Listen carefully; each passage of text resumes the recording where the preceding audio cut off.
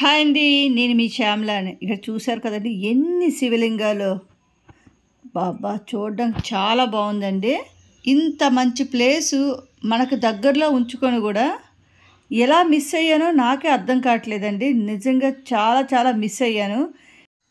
ఇది ఎక్కడో కాదండి, మన శ్రీకాకుళం జిల్లాలోన టెక్కలికి దగ్గరలో, అంటే సుమారు 20-25 కిలోమీటర్ల దూరంలో పచ్చటి పొలాల మధ్య అందమైన పల్లెటూరు మధ్య ఉన్న చిన్న హరిశ్చంద్రాపురంలోనే ఈ పంచాధామ క్షేత్రం అయితే మనం చూడవచ్చు.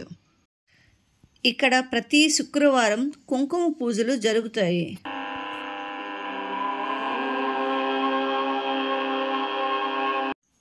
ఇక్కడ ఉన్న శివలింగాలు 6616 శివలింగాలు అయితే ఇక్కడ ప్రతిష్ఠించారండి. ఈ ప్లేసులో 1,00,000 శివలింగాలు ప్రతిష్ఠించాలని సంకల్పం ఉంది. ఇక్కడ మరో విశేషం ఏంటంటే, ఇక్కడ మన స్వహస్తాలతో ఇక శివలింగాన్ని మనమే ప్రతిష్ఠించే అవకాశం అయితే మనకు ఉంది. అది కూడా చాలా తక్కువ ఖర్చుతో అయితే మన ఇక్కడ లింగాన్ని అయితే ప్రతిష్ఠించవచ్చు. ఎన్ని లింగాలు ఉన్నాయి స్వామి?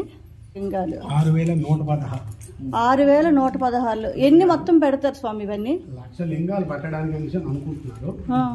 ప్రస్తుతానికి మన కార్తీక మాసంతో 5,897 లింగాలు ప్రతిష్టాపన. అంటే ఎవరైనా దాతలు ఇస్తున్నారా, లేకపోతే కమిటీ వాళ్ళు లింగం తీసుకొచ్చి ఇస్తారండి. లింగం పరిమాణం ఎత్తు బట్టి దాని యొక్క వెల నిర్ణయిస్తారు. ప్రతిష్టాపన మనం చేసుకోవాలి. రుద్రాభిషేకానికి ఏదైతే సామగ్రి కావాలో ఆ సామగ్రితో లింగ ప్రతిష్టాపన చేసుకోవాలి. మనకి ఎంత పరిమాణం లింగం ఎత్తు పరిమాణం బట్టి లింగం శిల బట్టి మనకి ధర నిర్ణయించడం జరుగుతుంది. ఇక్కడ శివలింగాన్ని మనం ప్రతిష్ఠించాలంటే సుమారు 5,116 రూపాయల రుసుము చెల్లించవలసి ఉంటుంది. ఇక్కడ శివరాత్రి పుణ్యతిథుల్లో ఇక్కడ శివలింగ ప్రతిష్ఠ అయితే మనకి ఇక్కడ జరుగుతుంది. ఇక్కడ కనిపిస్తున్న ఈ శివలింగాలు అఘోరాల చేత ప్రతిష్ఠించిన వాయులింగాలు ఇవి. ఇక్కడ కనిపిస్తున్న ఈ శివలింగం మన 12 రాశులకి 12 నవరత్న లింగాలు ఇవి. మనం ఒకే చోట ఈ విధంగా అయితే మనం చూడవచ్చు. ఇవన్నీ స్వామి, ఇవన్నీ జ్యోతిర్లింగాలు మొత్తం.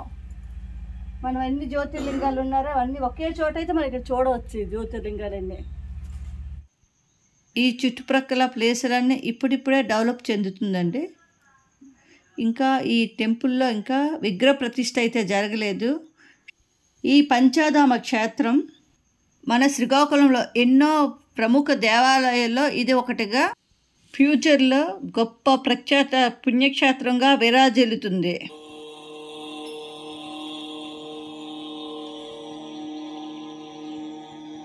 మూడు 365 రోజులు నీటిలో ఉండే ఈ జలలింగాన్ని అయితే మనం ఇక్కడ చూడవచ్చు.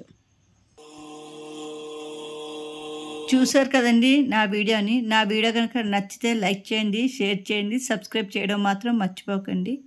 Thank you very much. నేను మీ శ్యామ్లా.